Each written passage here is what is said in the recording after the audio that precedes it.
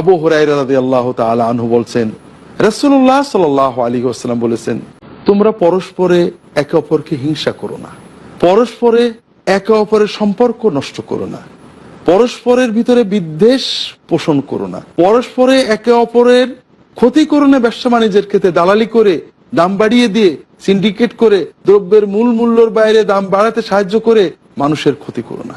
একজন বিক্রি করছে, তার দাম দর করছে, তুমি ফট করে তার ভিতরে যে আবার দাম বাড়িয়ে এই ক্রেতাকে সমস্যার ভিতরে ফেলো না, তাকে বিপর্যস্ত বা বিব্রত করো না। এটা তোমাদের জন্য নিষেধ।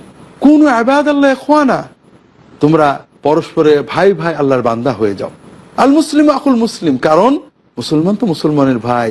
তাদের পরস্পরের দায়িত্ব তো হলো এগুলোই, যে তারা পরস্পরে হিংসা করবে না, পরস্পরে বিদ্বেষ করবে না, পরস্পরে শত্রুতা করবে না, পরস্পরে সম্পর্কটাও ছিন্ন করবে না। একজন দেখা হলো, মুখ ফিরিয়ে চলে গেলো সালাম না দিয়ে, এই তাদাবুর করবে না।